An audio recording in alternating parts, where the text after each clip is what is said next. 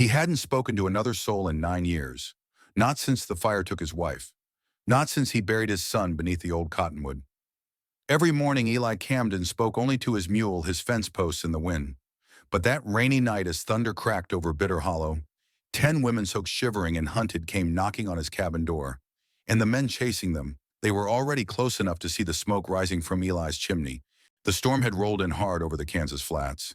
Thunder echoed like distant gunshots, and rain slapped the tin roof of Eli Camden's cabin with the rhythm of a war drum. He was fixing the leather strap on a saddle, an old habit from better days, when he heard it. The knock, not soft, not uncertain. It was a bang, urgent and rhythmic, like a voice trying to break through wood. Eli's hands froze mid-stitch. No one had come to his ranch in nearly a decade. He'd made it that way on purpose. After the accident, after his silence turned to stone, he didn't see the need for company, and Bitter Hollow didn't see the need for him either. Another knock, this time followed by voices, not loud, not angry, desperate, and not English. Choctaw, maybe Apache. It was hard to tell over the rain, but one voice stood out. Calm, sharp, she said in broken English, "We mean no harm, but if you do not open this door, we will die, and so might you." Eli's breath hitched. He glanced at the hunting rifle mounted above the hearth. His old reflexes, the ones that once kept him alive during the border skirmishes, told him not to open that door. But something else, something older, whispered, "What if it was your wife out there, or your son?" His fingers reached the iron latch. It hadn't been touched in 9 years, not since the last time he let someone in and regretted it. His heart pounded harder than the storm. Finally, the latch lifted. The door creaked open like a long-held breath being exhaled. And standing there, 10 women. Their dresses were soaked, torn from travel. One held a child so still, Eli wasn't sure it was alive. Another woman, tall with streaks of gray in her braids and a deep gash across her cheek, stepped forward. "My name is Nahala," she said. "These are my sisters.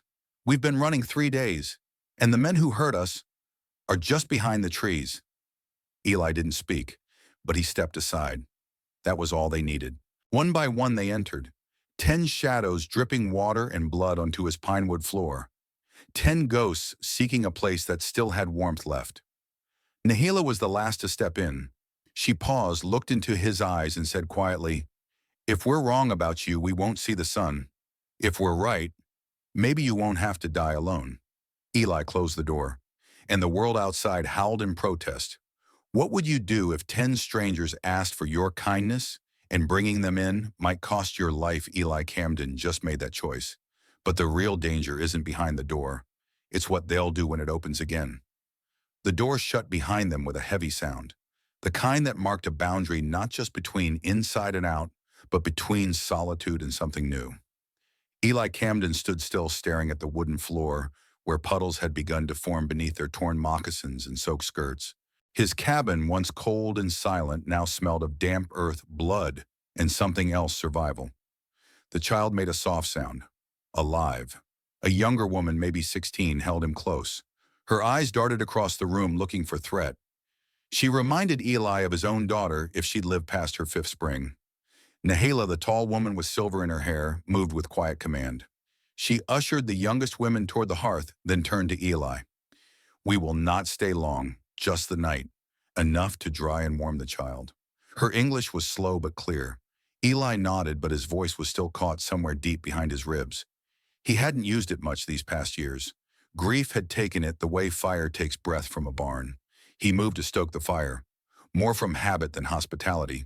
"You got names," he finally rasped, surprising even himself. Nahala raised her eyes to his, surprised but respectful. "Nahala, that's Yanni," she gestured to the girl with the baby, "and the rest are my blood, or close enough to be. 10 of us counting the baby. 10. 10 women who should have had homes and families, not mud-stained dresses and knife scars." Eli poured hot water into an iron kettle, then laid a few apples on the table, bruised but edible. The women looked at the offering like it was a feast. One whispered a thank you in a language Eli didn't know. He watched the meat in silence, and when he turned his eyes toward the storm outside, he saw what he feared: movement. Just beyond the edge of his split-rail fence, riders. their shapes blurry in the rain, but real. "You were followed," he said, voice low. Nahala didn't flinch. She stood calm as snowfall. "Yes, they've hunted us from the border. They'll come tonight." Eli moved to the window, his fingers instinctively brushing the latch of his rifle. He thought of Sarah, his wife, and how she used to set an extra plate even when they had no guests. She believed in kindness, and it had gotten her killed. Now 10 more lives were in his house, and the men outside. They didn't ride for justice. "You got weapons?" Eli asked, eyes not leaving the trees. Nahila nodded. Not enough. He didn't want to care, but his hands moved to the old trunk under the floorboards, the one he hadn't opened in 9 years. Inside were tools of a man he'd buried long ago, traps, cartridges, a revolver wrapped in oilskin. The air shifted. The cabin, once a tomb, had become a shelter again. "They come tonight," Nahila repeated. "Then they picked the wrong night," Eli said. His voice no longer cracked. It carried. What would make a broken man pick up a gun again after 8 years of silence? And what price would he pay for opening his door to the hunted? It was nearly midnight when the wind changed. Eli Camden sat near the fire, polishing the barrel of his rifle, not out of habit but necessity. The rain had lessened now, only a whisper on the tin roof. But something in the hush told him the men outside were no longer waiting. They were preparing. Inside the cabin, the mood had shifted. The women had warmed, eaten, changed out of their soaked garments into dry clothes Nahila found in a battered trunk in the corner. Old linens, oversized flannel shirts, a few coats once belonging to Eli's wife and daughter, now worn by strangers. And yet it didn't feel wrong. They moved like wind through trees, silent, purposeful. No panic, no pleas for protection. Instead, quiet coordination. Nahala spread a cloth on the floor. With slow, careful fingers, she laid out 3 small knives, a slingshot made of braided leather, and what looked like a fire-starting kit. The youngest girls sharpened sticks into spikes. The older ones took inventory of what little ammunition they carried. Yanni, the girl with the baby, fed the child calmly while braiding her sister's hair. They weren't helpless. They were preparing to fight. "You've done this before," Eli said softly, more to himself than anyone else. Nahila didn't look up. She simply nodded. "This isn't the first home we've had to leave," she said. "But maybe it's the first where someone opened the door instead of slamming it shut." Eli looked at her long and quiet. He'd seen men break from far less. But these women, they carried their grief differently, like a cloak, not a chain. "How long were you running?" he asked. 3 days, 40 miles. We took turns carrying the baby. Some of us lost our shoes in the mud.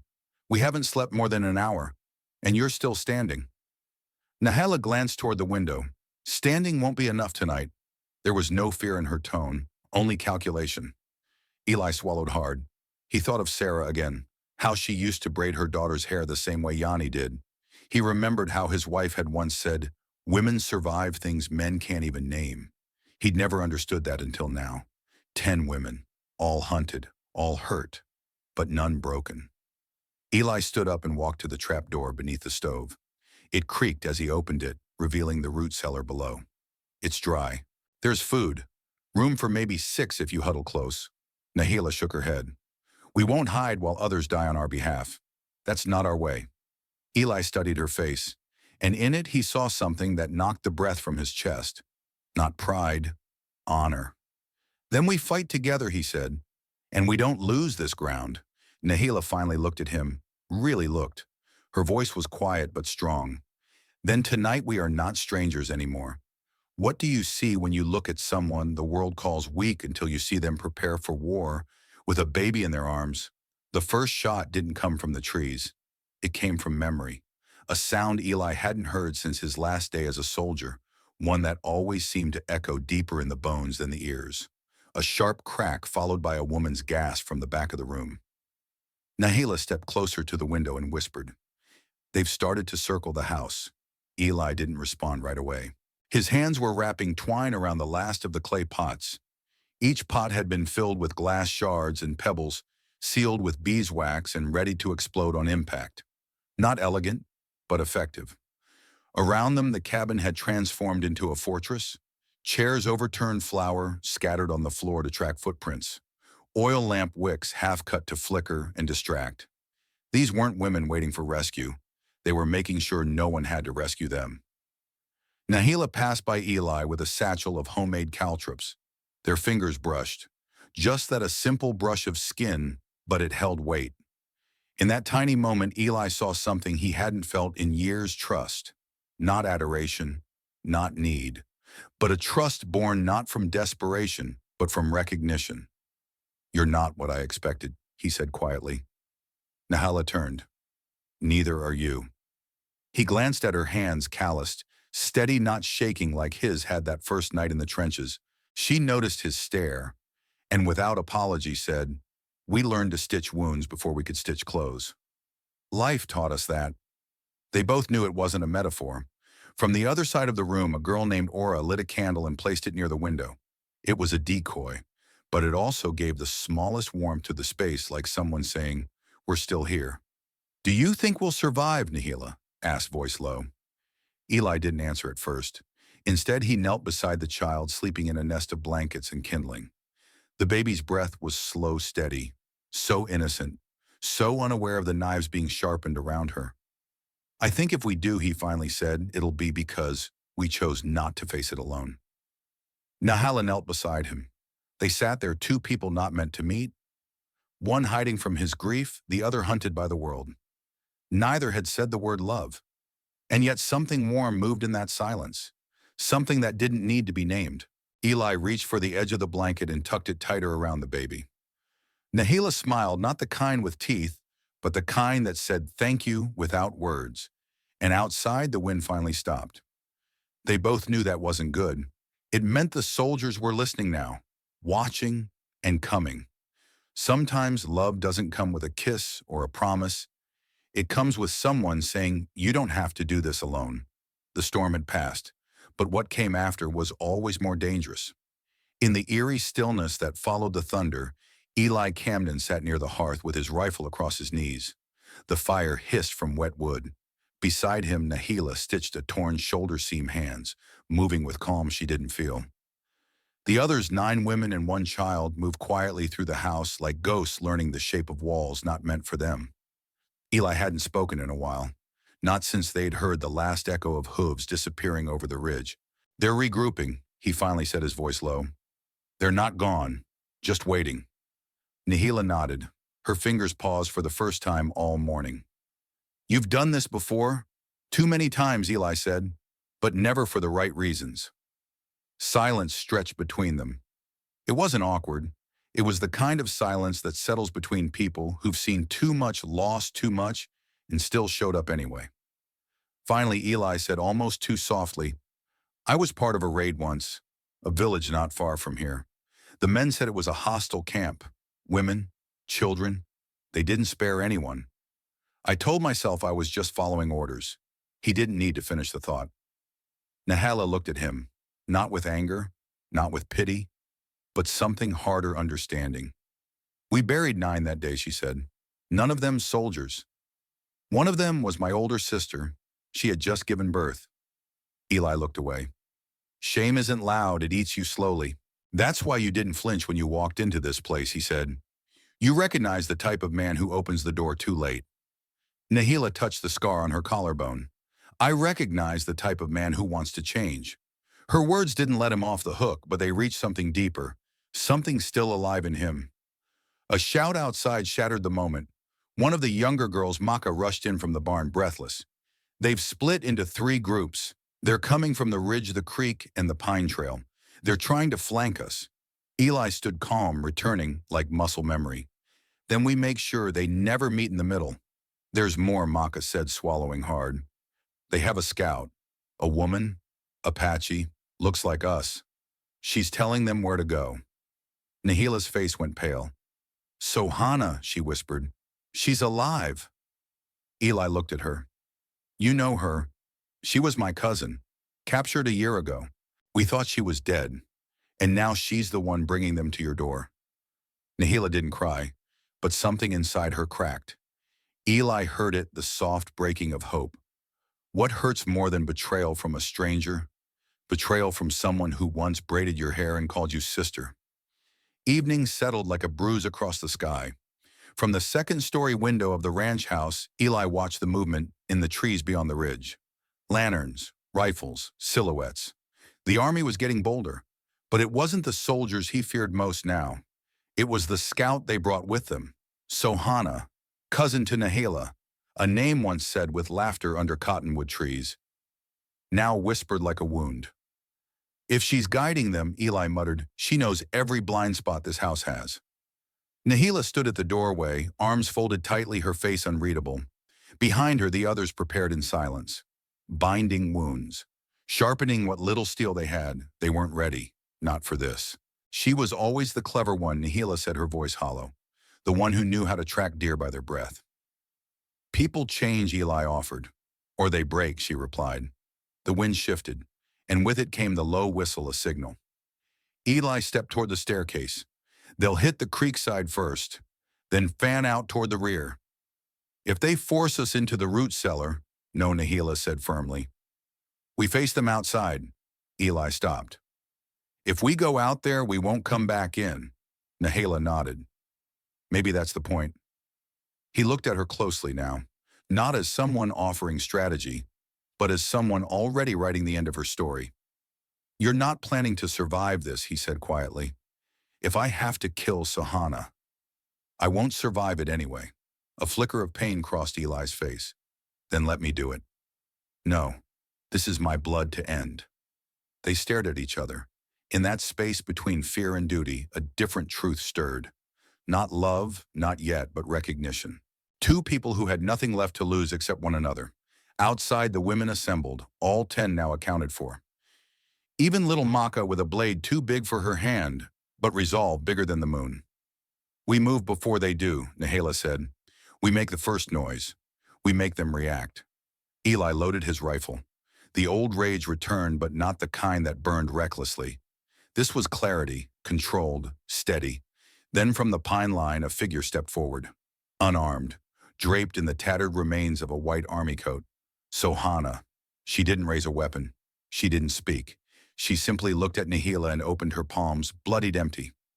Why, Nahela called out. Sohana didn't flinch, but her voice when it came was barely win, because they said if I helped them find you, they'd stop killing the children. No one moved. Even the birds had gone quiet. Did they stop? Nahela asked. Sohana lowered her eyes. No.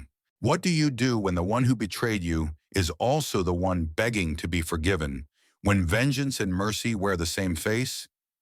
The standoff could have ended in blood. Nahela stood 10 paces from Sohana, the old friend, the fallen cousin. Around them, the other women waited still, breath held like a prayer no one dared speak. The soldiers didn't rush in, not after what they'd seen these women do. They were watching now, waiting to see if the sisters would turn on each other. Sohana's voice cracked through the stillness. They lied to me, Nahela. I thought I could save children, but I led them to graves. Nahela said nothing. Her jaw clenched, her hand tightening on the knife. I'll not run, Sohana whispered. I'll not beg. I came to stand before you not to be forgiven, but to be seen. I see you, Nahela finally said, and I see what they turned you into. She stepped forward, knife still in hand. But instead of striking, she lifted it high and drove it into the earth between them. This blood stops here. A murmur rose behind them. Some of the women wept. Eli lowered his rifle. For the first time in 8 years, his shoulders dropped from their permanent hunch of defense. From the hill above the lead soldier, the one who'd taken orders from men like Morrison raised his hand. The others lowered their guns, perhaps out of confusion, perhaps out of shame, or perhaps they saw something they hadn't expected, that mercy too could be an act of defiance. By dawn, the camp had been dismantled. The soldiers, disgraced by what their officers had done, chose silence over justice. That was the system's way. But the Apache women would no longer depend on systems. They would build their own. Eli helped them clear the old barn, start repairs on what would become a shelter for orphaned children, women in flight, and wanderers who had forgotten how to trust. It wasn't easy. The town never quite forgave him. Whispers followed him into the store down the road, into church pews, but he stood beside Nahela anyway. You don't have to stay, she told him once, months later. I stayed gone for 8 years, Eli replied. I won't miss another morning. He never said the word love, and neither did she. But each evening when the porch light flickered on and 10 women gathered for supper, plus Sohana, now silent, now healing, they both understood. This was what home could look like even after fire. In the end, Jonas Bell didn't save the world. He didn't ride off into glory or carve his name into stone, but he opened his door, and that changed everything. 10 women, once hunted and broken, now rode north with safety in their saddle packs. And Jonas, who had once spoken only to the wind, found his voice again in their laughter, in their courage, in the baby who now cooed in his arms like the sound of morning. He had lived in silence for so long, he'd forgotten what it meant to be needed, or trusted, or simply seen. But on that storm-soaked night when he chose kindness over fear, something came back to life inside him. Maybe that's all any of us are waiting for. I knock on the door and the courage to answer. If this story stirred something in you, a memory, a hope, a tear, then we invite you to join us again. This is None, Wild West Saga, where we tell the quiet stories of ordinary people who made extraordinary choices. Subscribe if you'd like more tales like this. Comment below, did this story move you? Would you like to hear what happens next in Jonas Bell's journey? Or more stories of people finding light in the dark? Share this with someone who still believes in second chances. Because sometimes, a story is all it takes to help us feel human again. And that friend is a gift worth passing on.